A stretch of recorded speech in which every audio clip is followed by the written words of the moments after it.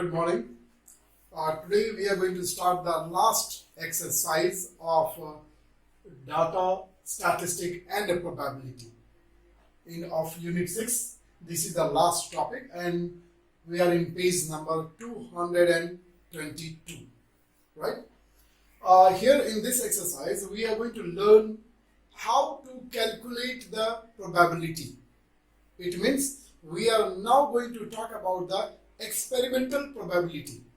In the previous video, you all have seen the method of calculating the theoretical probability, and now we are going to see the experimental probability, means actually how to calculate the probability. Okay, so the topic is calculating the probability. So the method of calculating the probability of any event is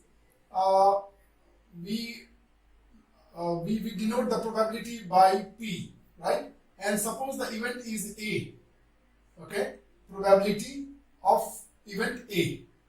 To find out this one, we need to know the number of favorable outcome, number of favorable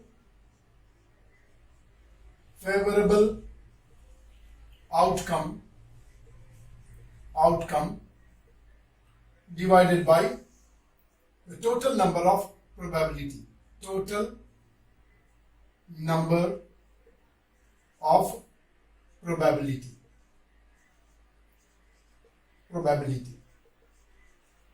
Okay. So this is the formula that we are going to use for calculating the experimental probability.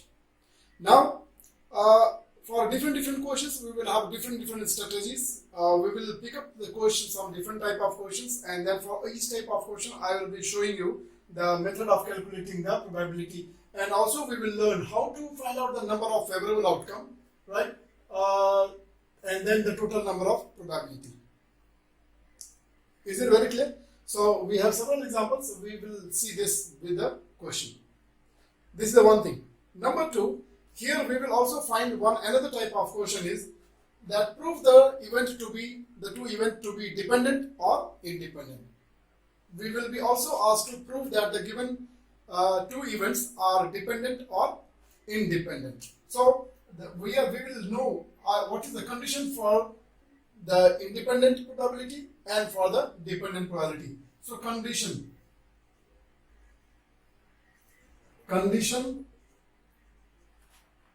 for independent probability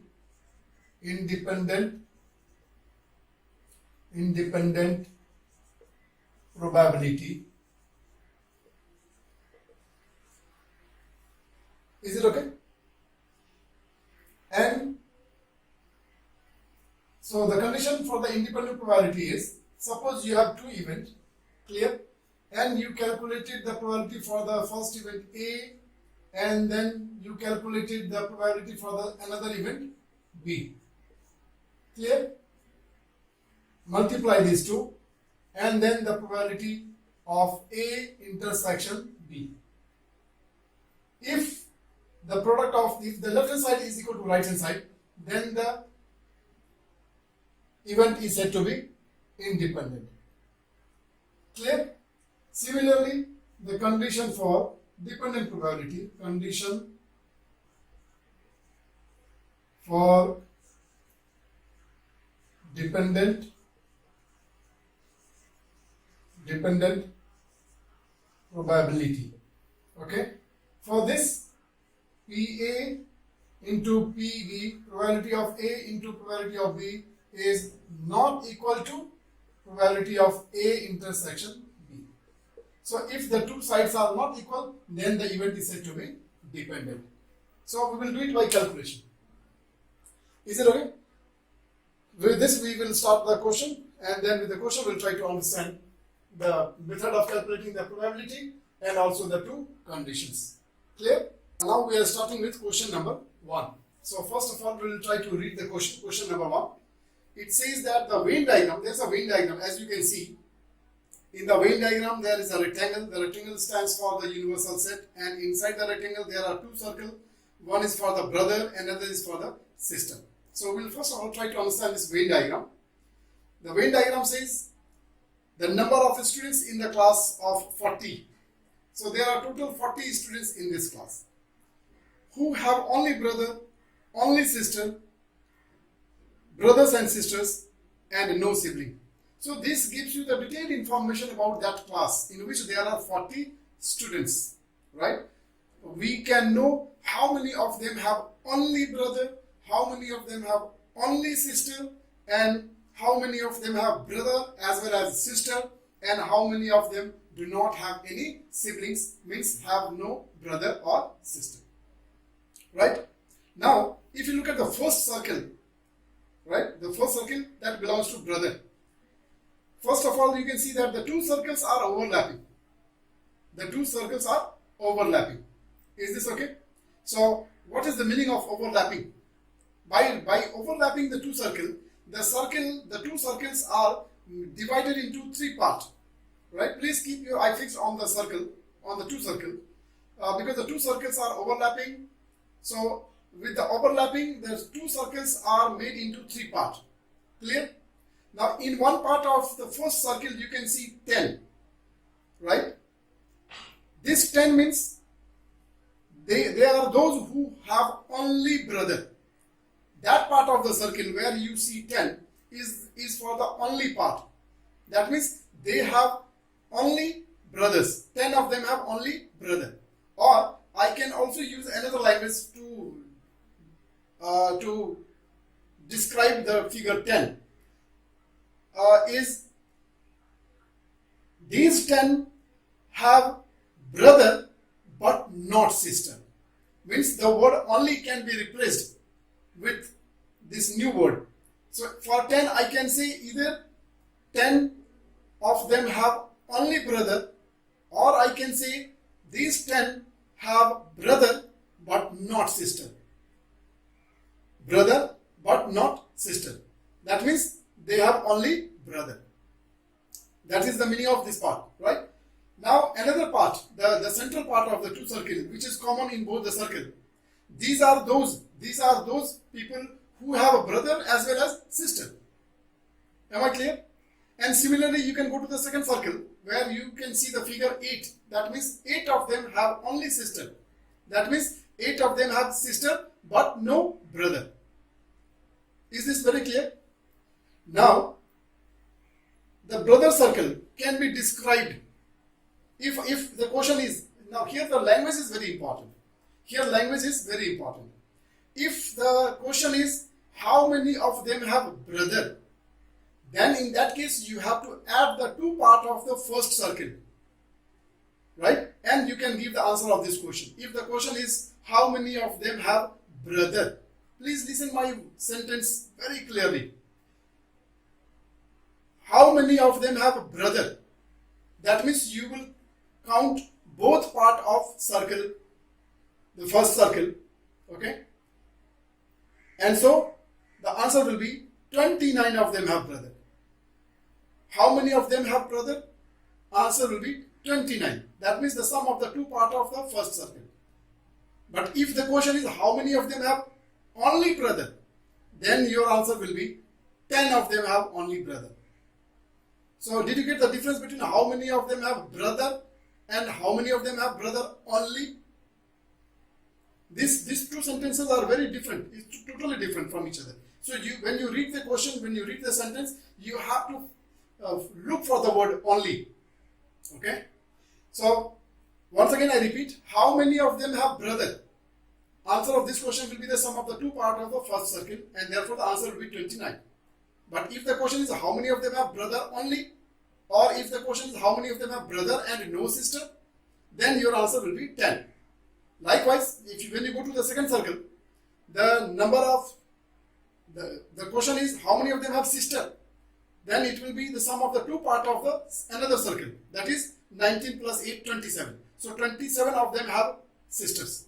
But if the question is how many of them have sisters only, or how many of them have sister but no brother, then your answer will be 8. Am I understood? And 19 is those people who have brother as well as sister. Clear? And 3 of them, there is a figure 3 which is outside the two circle but inside the rectangle. That means these are those people These are those people who do not have brother or sister. Am I very clear? So when you add all the four parts, 10 plus 19 plus 8 plus 3, then that will give you sum of each part of this rectangle will give you the total number of students in the class. Is it okay? Now after understanding this Venn diagram, then now we can look at the question. Now when you look at the question says a student is randomly selected. What is the probability that the students has brother?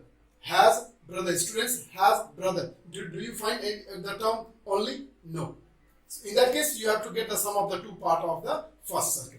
How many of them have sisters? Then you will have to get the answer by adding the two part of second circle. Clear? And how many of them has brothers and sisters? That means the common part of the two circle. And how many of them has no sibling? That is the outside the circle part. Is this very clear? And then, so first of all, we will write down the answer. This calculation is very simple. Question number 1A. First part. The question is, what is the probability that the students has brother? Students has brother. That is probability to have brother. So this will give you, because there is no word called as only.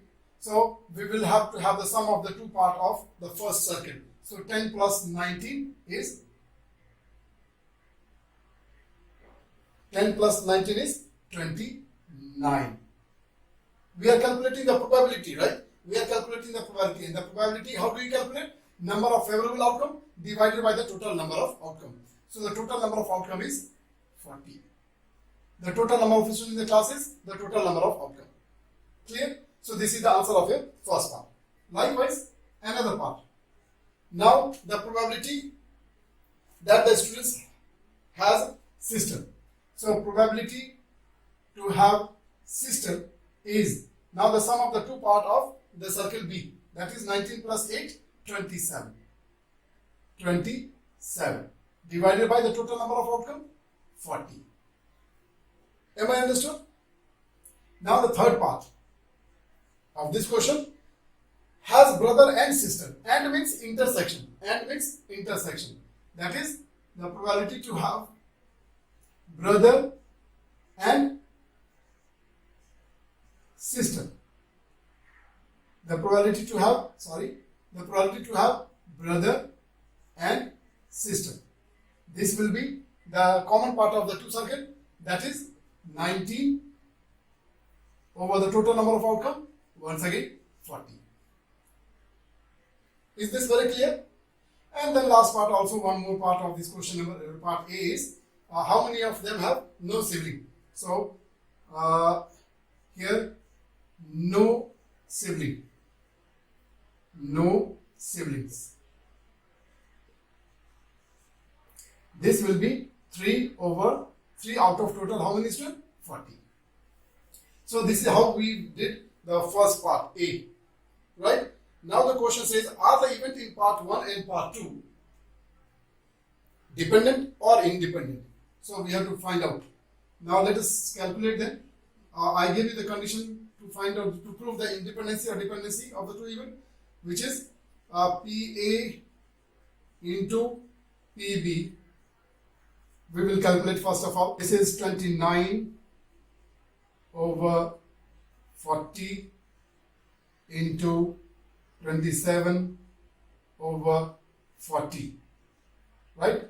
And product of these two number is 783 divided by 1600, right? It is not cancelable, so we will leave it. And then the another part is this is PB and this is PS. Now you can see here, are these two same? No. Therefore we can say PB intersection into PS is not equal to PB intersection S. Therefore the two events are dependent. Therefore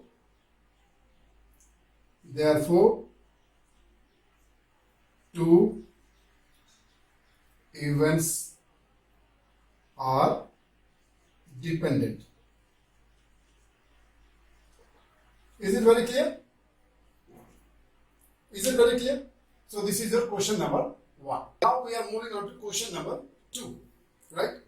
In this question number 2, when you see the diagram, there is a spinner, right? There is a spinner, right? And then this spinner is going to be spun, and we are expecting some different outcomes. Is it okay? So and then below the spinner there is a Venn diagram, right? In the Venn diagram again you can see there is a rectangle which stands for universal set, and then there are 2 circles, right? One circle is for the where you have the set of all the probability of getting odd number in the 2 spin, right? Circle, the first circle, it talks about the odd spins in both the event, at both the time. Clear? And another circle is for the even number. Here this question we are given in the terms of Venn diagram. Suppose if the Venn diagram was not given, then how you would have calculated it? Okay. So there is a very simple technique you might have studied in your previous class, in class 9, that we used to prepare our outcome chart. We used to make a rectangular outcome chart, right? On the spinner we have number from 1 to 4. So along one horizontal you can write 1 to 4 the number, and then you can write, because there are 2 spins, so one spin you have to reflect vertically, right? And then you write down, you create the box, the grid, and then in the grid you write all the outcome 1 1 1 2 1 3 1 4, like that. You have, because you have already done it in class 9, that is why I am explaining you verbally. But that is not required here, because we are giving this all the outcomes in the form of a Venn diagram. So either we can have this outcome chart if the Venn diagram was not given, but the Venn diagram is given here, so we don't need to prepare the outcome chart. By using this Venn diagram, we can find out the outcomes, all the possibilities. Is this very clear? So the first circle, it talks about the odd spins. Clear? And again here the 2 circles are overlapping. Is it okay? So this according to the question, explain, first of all the question is, explain how can you use the Venn diagram below to determine each. Clear? And what are those? The question is probability that both the spins will be odd. That is the first one. So the first circle gives you the information about both the odd spins. And second circle, it talks about the sum of the 2 spin as equal to 6. Clear? And those who do not satisfy any of these 2 conditions are all written outside the 2 circle. Is it okay? So counting the number of pairs, we will know the total number of outcomes. So now we will give the answer of the question. First of all, A part.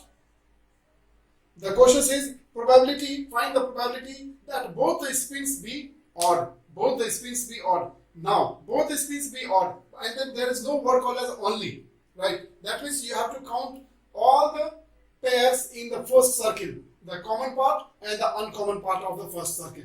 So total there are 4 times you are getting both the spins as the odd number. So the total number of favorable outcome for this will be probability. I will denote it by O because we are talking about the odd number.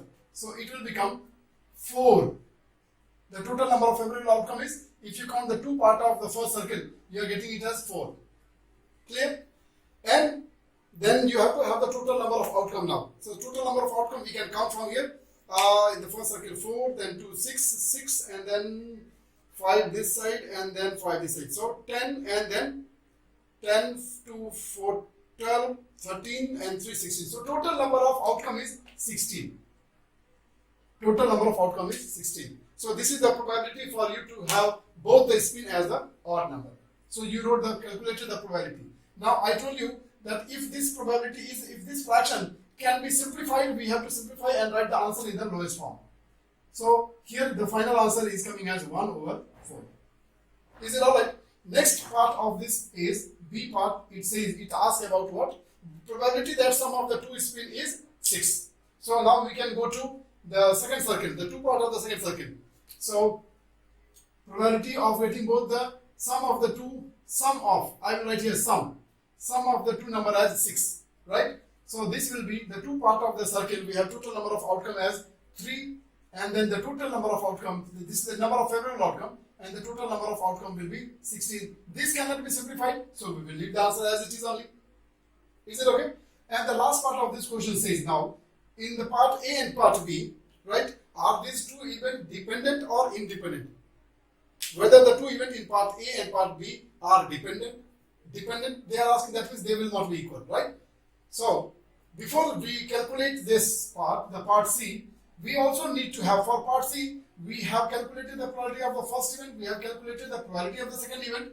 We also need to have the probability of the common of these two, because you know the formula. So to calculate that one beforehand, we will first of all calculate the probability of OA intersection S. Because just with these two, we are not in a position to find out the condition. We also need to have these two. For these two, we need to have this common also. So when you look at the Venn diagram, there is only one favorable outcome in the common part, and then out of 16. So this is your answer for this part. Now after this calculation, we will be able to prove that these two events are dependent or independent. So let us calculate PO intersection into PS, and this is equal to 1 over 4 into 3 over 6. Nothing can be simplified, so answer is 3 over 64.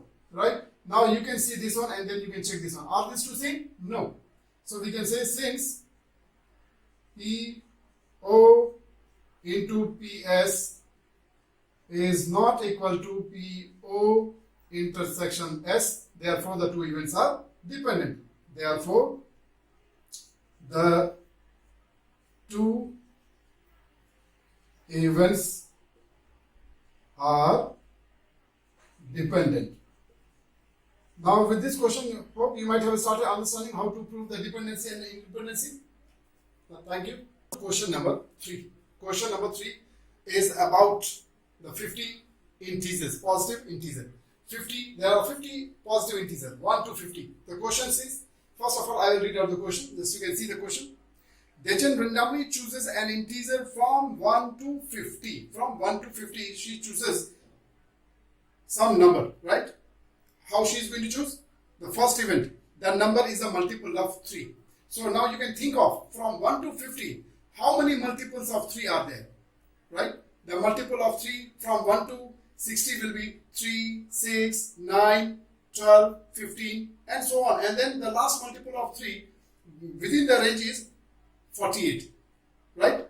So 3 is the first multiple and 48 is the 16th multiple. That means how many multiple of 3 she will be getting between 1 to 50 is 16. Is 16.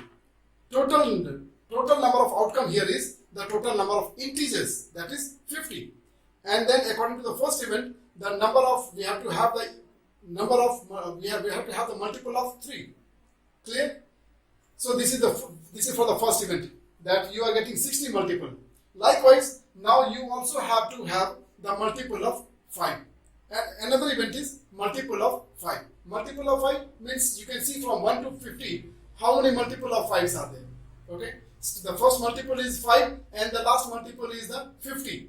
So first is the 5 is the first multiple and 50 is the 10th multiple. That means there are 10 multiple of 5. That means there are 10 probabilities. The probability, the number of favorable outcomes for the second event is 10. Clear? So now we have understood about both the situation. Now we have to do the calculation. What is the probability of each? Right? So first one. A. Roman number 1. What is the probability of event A happening? Event A happening. So for the probability A, right? This is for the multiple of 3. So there are 16 multiple of 3 out of total 50, right? So this will become the probability and this is cancelable. So we will simplify. This is 8 over 25. Hope it is clear. Another part is probability for another event, right? Another event is to get the multiple of 5. And as you know, we calculated the total number of favorable outcome for multiple of 5 is 10 and divided by 50. Clear? Is equal to, this will become 1 over 5. Am I very clear or not? this question is event A and B both happening. Oh, we have to also find out event A and B both happening. So event A and B both happening. That means probability of A and means intersection B. Now this how many we will as total how many times you will have a number which is a multiple of 3 as well as a multiple of 5. Okay, so I'll just show you a rough calculation here. I will write down the multiple of 3.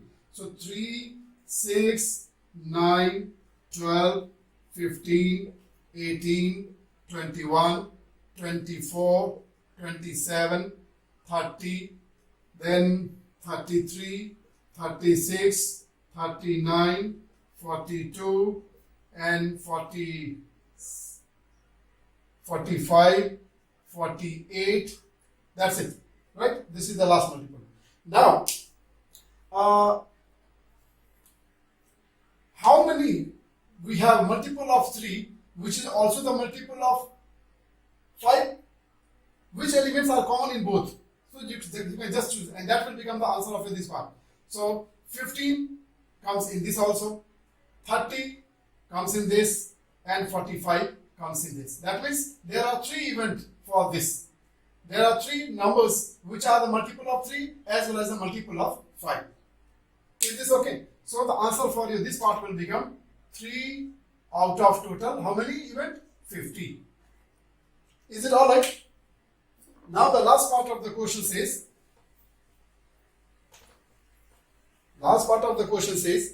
is are the event A and B dependent or independent? So what we can do is this part B. You have to prove, you know what is the condition.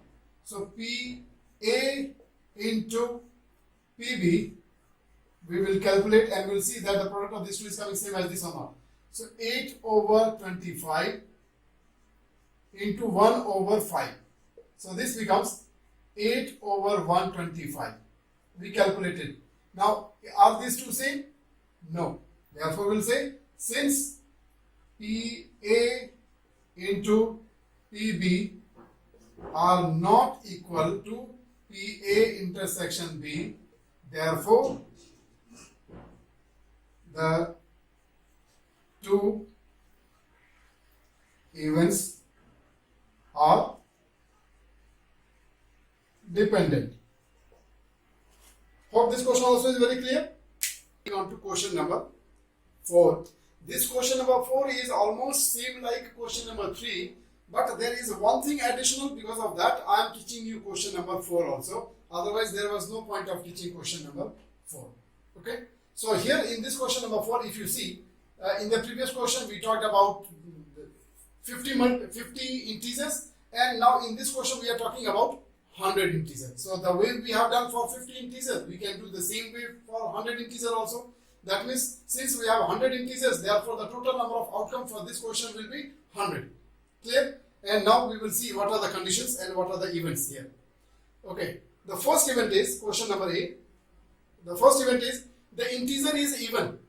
So you have first 100. You have 100 positive integers. You have integers from 1 to 100. So from 1 to 100, obviously you will have half of them as even number. That means the total number of even number is 50. Out of 100 integer, out of first 100 positive integer, you will have half of them as the multiple even number. So 50 will become the favorable outcome. Another is the integer is a multiple of 4. So another event is you have to find out the probability for the number to be multiple of 4. So multiple of 4, you can divide 100 by 4, and then you can know exactly how many multiple of 4 you will have from 1 to 100. So 100 will be divided by 4, it will become 25. That means there will be 25 multiple of 4. So the question is very simple. Okay. Now first of all, the question says what is the probability of each of these events. So we will calculate that. A first part of this is the even multiple, right? So probability of name is given as A, the first event. So this is for the even number. There are 50 even number out of total 100 integers. So the answer will be 1 over 2. Likewise, another, the probability for the multiple of 4 It is named as B, so we will also use the same name. This is 25 times, you will get multiple of 4 out of 100. So this answer will be 1/4. Is this very clear? Now the question says, are they dependent or even, okay, sorry. We also have to find out A and B both. Okay, A and B both. Now, how to find out? Because the numbers are from 1 to 100. To write all the number from 1 to 100 and then to find out that how many of them are common in both will be a little complicated. So we can use our common sense. These are the multiple of 4, right? And all the multiple of 4 will be also the multiple of 2. All the multiple of 2 cannot be the multiple of 4. But all the multiple of 4 will be definitely the multiple of 2. Therefore, the common here will be number 3 will become the probability for A intersection B will be equal to what? 1/4. Is it okay? Now the question says, are these two even dependent or independent? So once again, we will multiply these two and we will see that whether the product of these two is coming same as this or not. Okay. So this is B part of this question. B part of this question is PA into PB is equal to, now 1/2 into 1/4. This is equal to 1/8, and obviously this is not same as this one.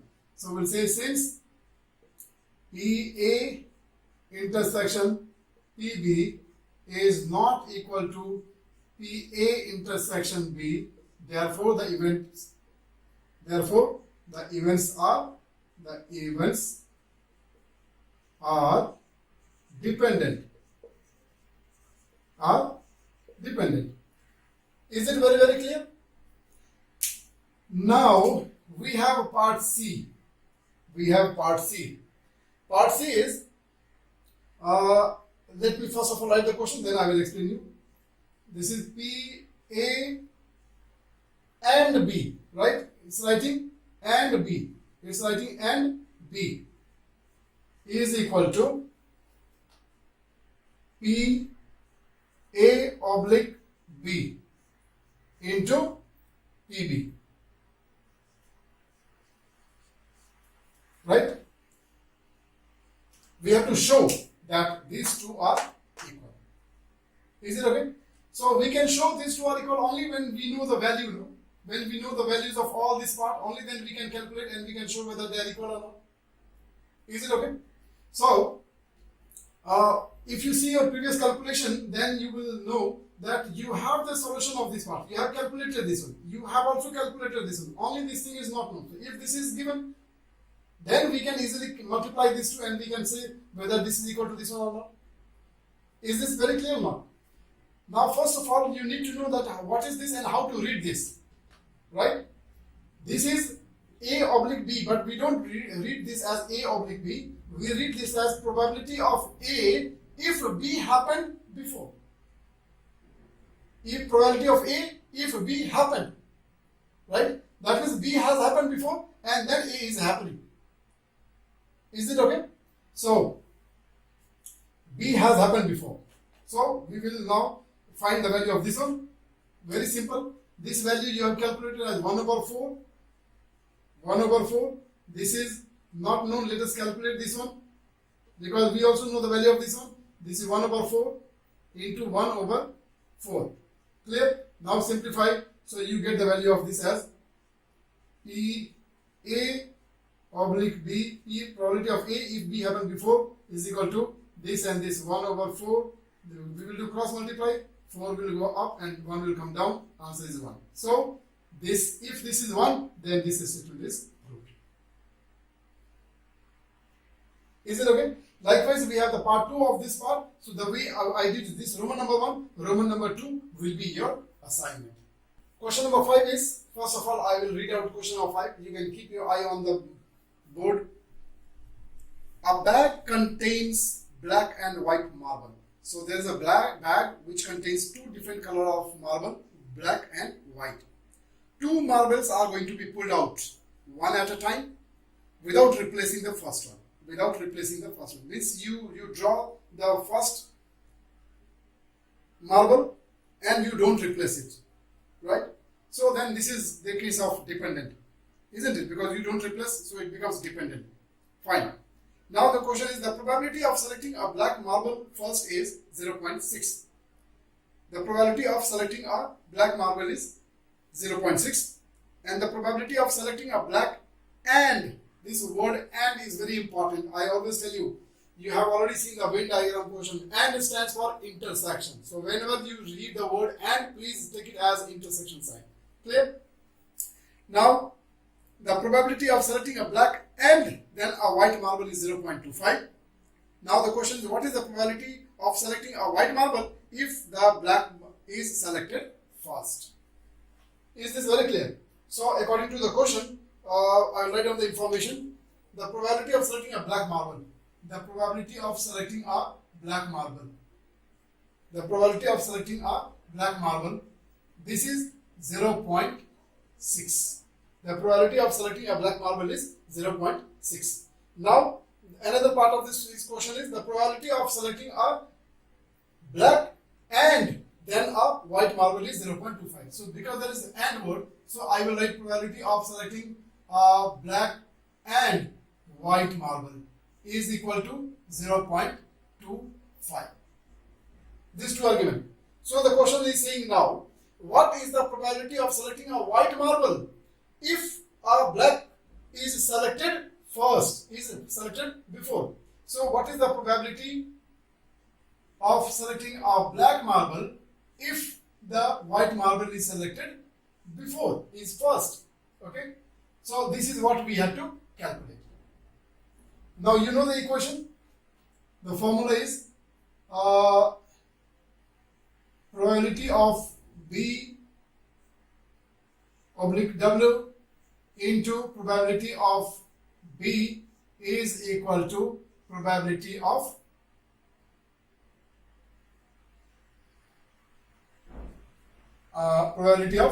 B intersection white. Is this very clear? Now just put in the formula and get the value of this one. Calculate this. So this is P B oblique W into probability of B, we are given 0.6 is equal to probability of black and white is given 0.25. So this calculation is very easy. You can use the calculator and get the answer. So probability of black if white is drawn first is equal to 0.25 over 0.6. When you use the calculator, the value of this one is coming as 0.41666 and it keeps on repeating. So we can write the answer up to 2 places of decimal. So answer is 0.42. This is your answer. Alright, so with this we are ending Unit 6. Today we are finally done with the Unit 6 chapter. Right, so I will give you 1 day break, right, to complete all the questions. With this, thank you so much. Stay safe, stay home, and enjoy learning mathematics. Thank you.